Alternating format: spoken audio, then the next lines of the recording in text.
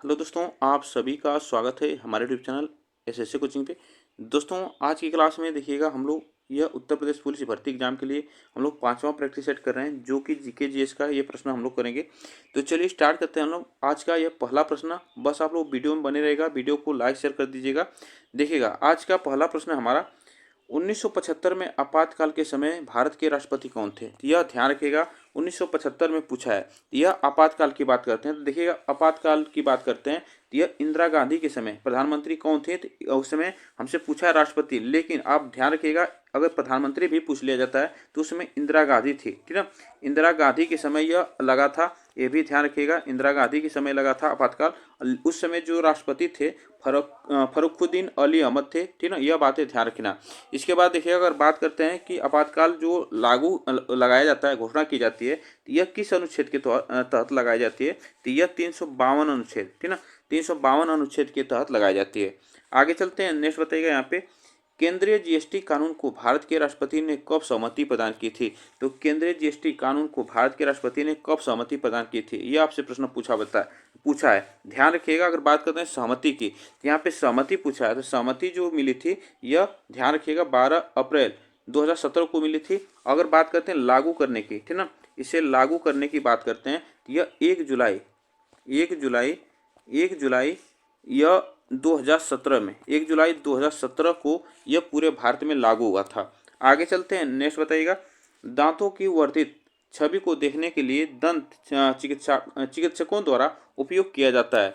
बताइएगा इसमें से किसका उपयोग किया जाता है। अवतल दर्पण का, उत्तल दर्पण का, बायोफोकल दर्पण का और सादा दर्पण का। इसमें ध्यान रखना यह कन्वेक्स मिरर का प्रयोग किया जाता है, जिसे हम लोग अवतल दर्पण कहते हैं। चलिएगा आगे चलते हैं, नेक्स्ट देखिएगा, निम्न में से कौन सा भारत का सबसे पुराना तेल उत्पादक राज्य है। तो इसमें से बताएगा सबसे पुराना जो तेल उत्पादक राज्य है पेट्रोलियम का, उड़ीसा है, झारखंड है, असम है, मध्य प्रदेश। यह सबसे पुराना जो तेल उत्पादक है, याद रखना असम का डिगबोई है, ठीक ना, डिगबोई है। यह आपको ध्यान रखना, यह 1889 में इसे बनाया गया था, ये भी आपको ध्यान रखना है। आगे चलते हैं, उस ब्रिटिश गवर्नर जनरल का नाम बताइए जिन्होंने भारत में रेलवे का शुभारंभ किया था। इसमें से बताएगा जिन्होंने भारत में रेलवे का शुभारंभ किया था। इसमें से आपसे पूछा है, देखिए अगर रेलवे के शुभारंभ की बात करते हैं तो लॉर्ड डलहौजी ने किया था, ठीक ना, लॉर्ड डलहौजी ने किया था। यह अगर बात करते हैं, यह इसके शासनकाल था लॉर्ड डलहौजी का 1848, ध्यान रखिएगा 1848 से 1856, ठीक ना, इसका शासनकाल था। और इसी के मध्य में ध्यान रखिएगा, इसी के मध्य में जो कि 16 अप्रैल, ठीक ना, इसी के मध्य में 16 अप्रैल 1853 को, ठीक ना, 16 अप्रैल 1853 को यह मुंबई से ठाणे के बीच लॉर्ड डलहौजी ने ट्रेन चलाई थी, ये आपको याद रखना है। चलिएगा आगे चलते हैं, भारतीय संविधान के अनुच्छेद 21A के तहत राज्य को डैश डैश से 14 वर्ष की आयु के सभी बच्चों को मुफ्त और अनिवार्य शिक्षा प्रदान करनी है। तो यह कितने वर्ष से, तो 4 वर्ष से, 6 वर्ष से, 8 वर्ष से और 10 वर्ष से। तो ये ध्यान रखना, यहाँ से पूछा है 6 वर्ष से लेकर 14 वर्ष की आयु के सभी बच्चों को क्या है, एक मुफ्त शिक्षा और अनिवार्य शिक्षा प्रदान करनी है। नेक्स्ट बताइए यहाँ पे, मृत जीवों और जानवरों को खाद्य मिट्टी में परिवर्तित करने वाले सूक्ष्म जीवों को किस नाम से जाना जाता है। जीवाणु, फंगस, प्रोटोजोआ और अपघटन करने वाला। तो उसे अपघटन करने वाला कहा जाता है, अपघटन करने वाला। आगे चलते हैं, भारत के संविधान में निम्न में से किसके विरुद्ध अभियोग चलाने का प्रावधान नहीं है। तो अभियोग यहाँ पे चलाने का प्रावधान नहीं, यहाँ पे बताइएगा कौन सा ऑप्शन सही होगा। राष्ट्रपति के, यहाँ पे अभियोग भी यहाँ पे पूछा है, बताइएगा राष्ट्रपति, राज्य के राज्यपाल के, भारत के मुख्य न्यायाधीश के और भारत के उपराष्ट्रपति के। तो इसमें ध्यान रखना, यह जो प्रश्न पूछा है हमसे, यह ऑप्शन से होगा राज्य के राज्यपाल के। इस पे अभियोग नहीं लगाया जा सकता है, इसका चलाने का अवधान नहीं है। आगे चलते हैं, नेक्स्ट देखिएगा यहाँ पे, निम्न में से किस क्रांति ने तिलहन के उत्पादन में वृद्धि उत्पन्न की। तो तिलहन के उत्पादन में वृद्धि उत्पन्न की, हरित क्रांति, श्वेत क्रांति, स्वर्ण क्रांति, पीली क्रांति। यह कौन सी क्रांति होती है, तो यह पीली क्रांति। हरित क्रांति की बात करते हैं तो हरित क्रांति में गेहूं और चावल ये सभी आ जाते हैं। श्वेत क्रांति की बात करते हैं दुग्ध उत्पादन में आता है, ठीक ना, श्वेत क्रांति दुग्ध उत्पादन या फ्लड ऑपरेशन इसे कहा जाता है। स्वर्ण क्रांति में आता है हमारा फल, सब्जी, फूल, यह शहद आता है, यह स्वर्ण क्रांति में आते हैं।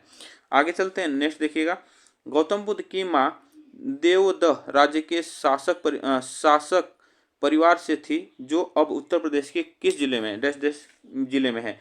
देवरिया, गोरखपुर, बस्ती और गोंडा। इसमें से पूछा है यह किस जिले में है, तो ध्यान रखना यह देवरिया जिला, ठीक ना, देवरिया जिला में ऑप्शन सही होगा। चलिएगा नेक्स्ट देखिएगा, यहाँ पे वाल्मीकि का आश्रम ब्रह्मवर्त में था, जो डैश डैश में है? बिठूर, झांसी, ललितपुर, उरई। तो वाल्मीकि का आश्रम जो ब्रह्मवर्त में था यह कहाँ पे है? इसमें से पूछा है, तो इसमें ध्यान रखना यह बिठूर में है, ठीक ना, बिठूर। नेक्स्ट देखिएगा यहाँ पे 1 जनवरी 1845 को उत्तर प्रदेश ने डैश डैश नामक पहली हिंदी समाचार पत्र निकाला, जिसे गोविंद रघुनाथ ने संपादित किया था? सरस्वती, बनारस अखबार, हंस, जागरण। तो यह किस संपादित तो किए थे गोविंद रघुनाथ ने। यह कौन सा अखबार था? तो बनारस अखबार था, ठीक ना, बनारस अखबार।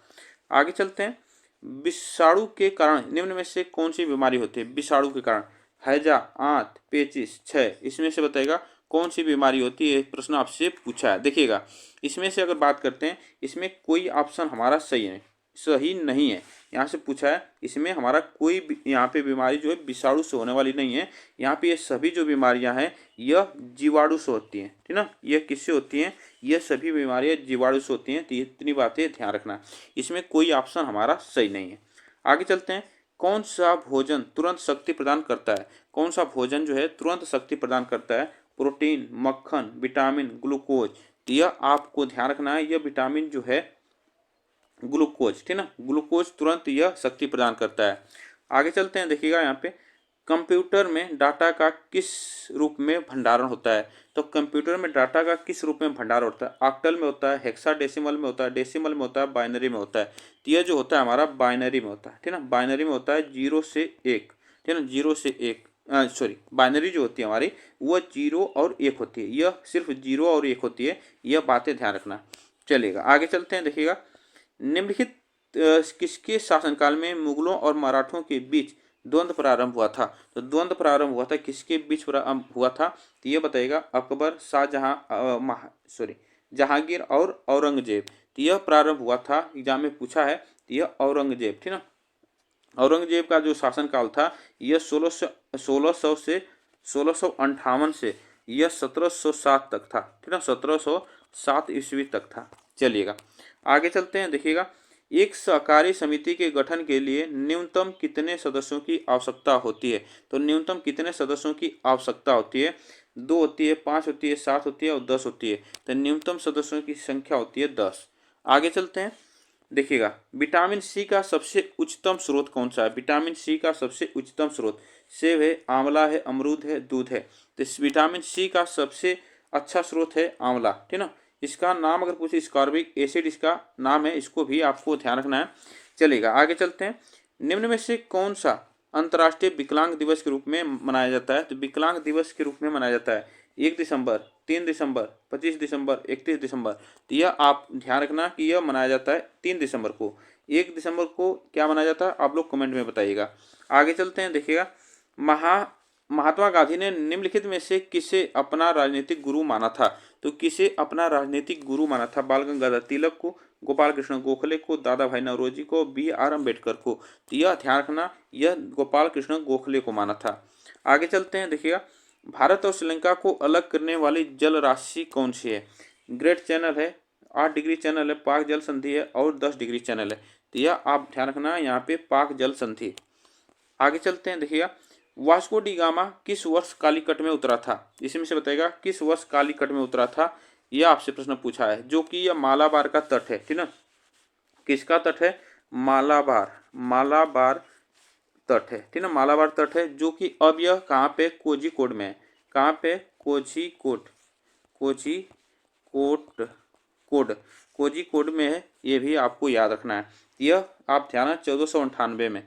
आगे चलते हैं, देखिएगा उत्तर प्रदेश में कौन सी जनजाति दीपावली को शोक के रूप में मनाती है? तो कौन सी जनजाति दीपावली को शोक के रूप में मनाती है? तो यह बताइएगा कौन सा ऑप्शन यहाँ पे से होगा। तो वह बताइएगा सहरिया है, थारू है, भोटिया है और पहरिया है। तो यह ध्यान रखिएगा, थारू जनजाति है दीपावली को शोक के रूप में मनाती है। आगे चलते हैं, किसने बंगाल में अस्थायी उपनिवेश की शुरुआत की थी? किसने बंगाल में अस्थायी उपनिवेश की शुरुआत की थी?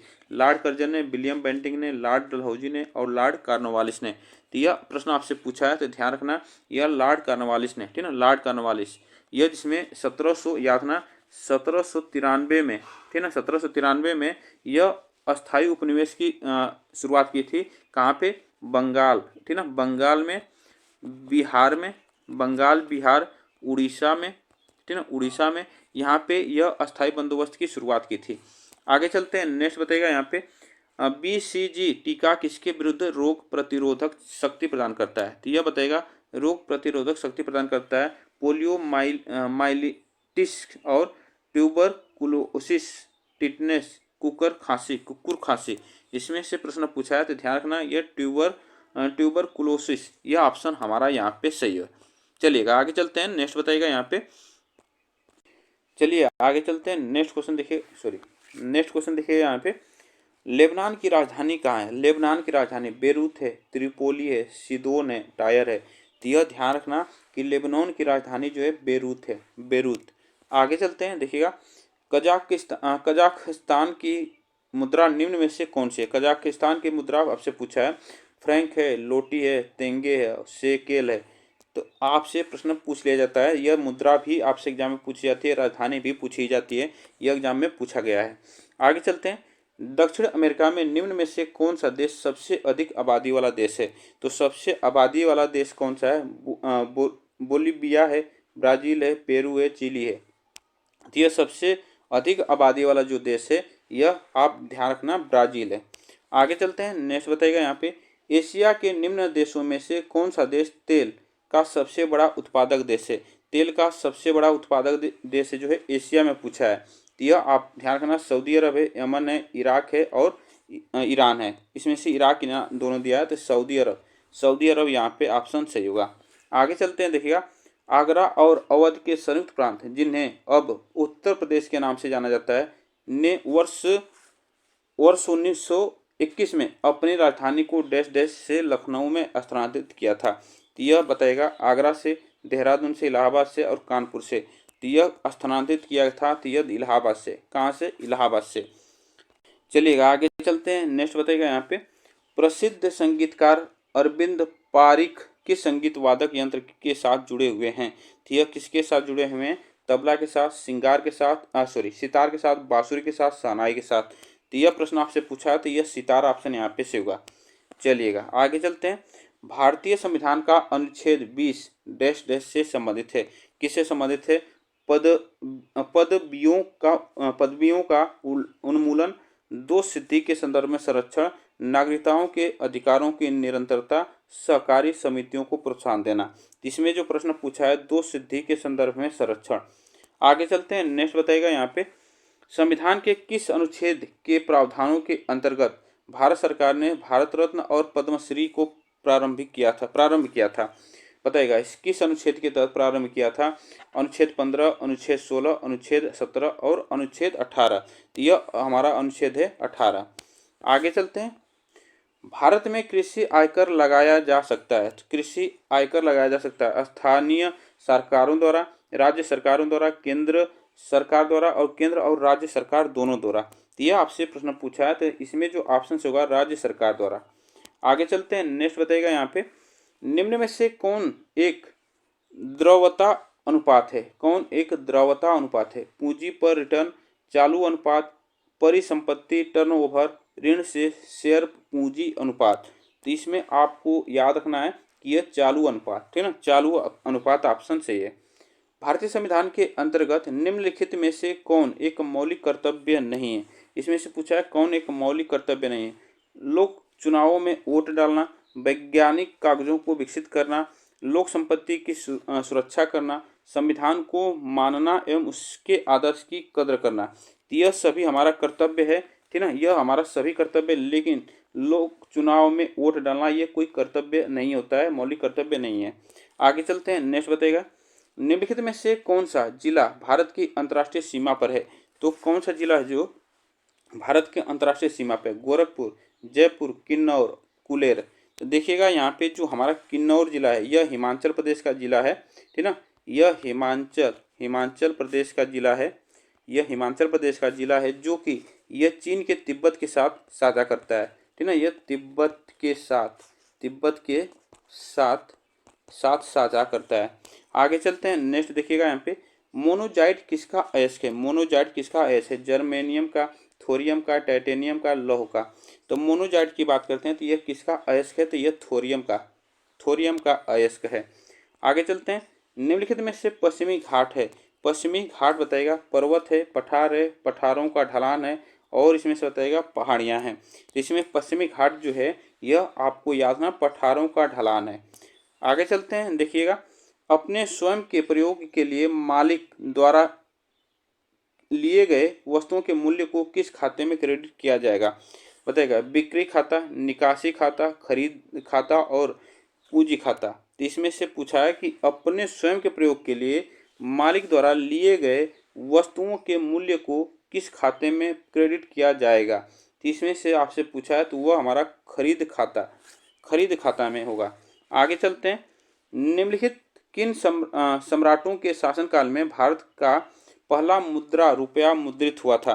तो पहला मुद्रा मुद्रित हुआ था अकबर के, हुमायूं के, शेरशाह सूरी के और समुद्रगुप्त के।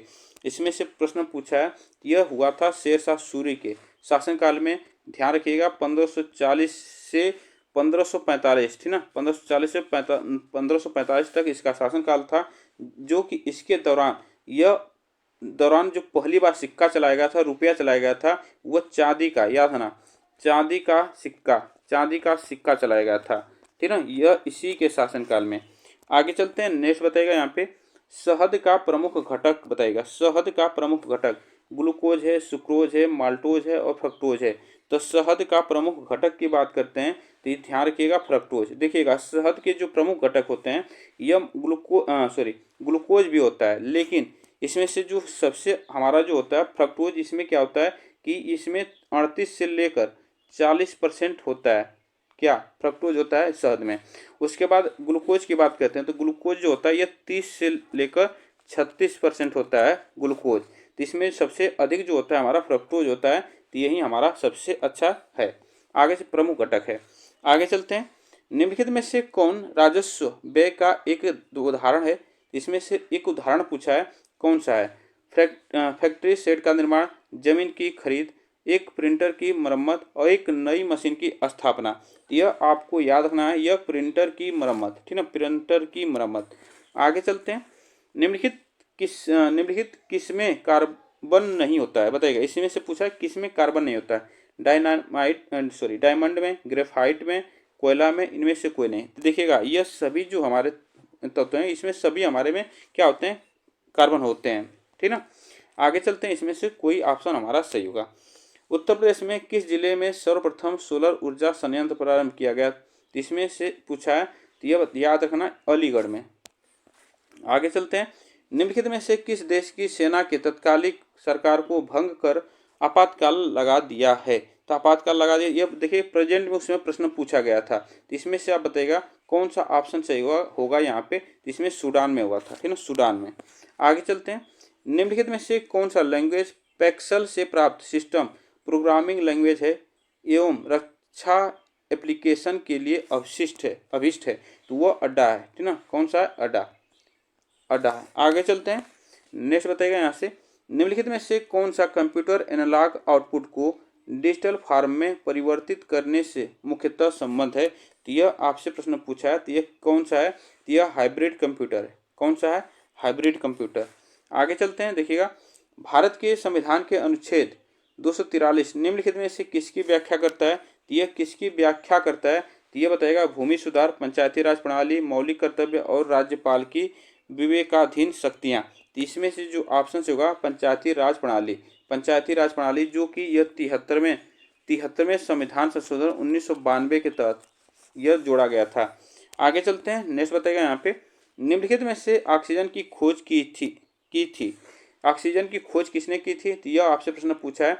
यह ऑक्सीजन की खोज जोसेफ प्रिस्टले ने किए थे, ठीक ना, जोसेफ प्रिस्टले ने। तो यह प्रश्न पूरे हम लोग 50 प्रश्न यहाँ पे किए हैं। आप लोग बताइएगा ये प्रश्न आपको कैसे लगे। वीडियो को लाइक शेयर जरूर कर दीजिएगा, चैनल को सब्सक्राइब भी करिएगा। साथ साथ तब तक के लिए थैंक यू सो मच आप सभी को। फिर मिलेंगे नेक्स्ट वीडियो में।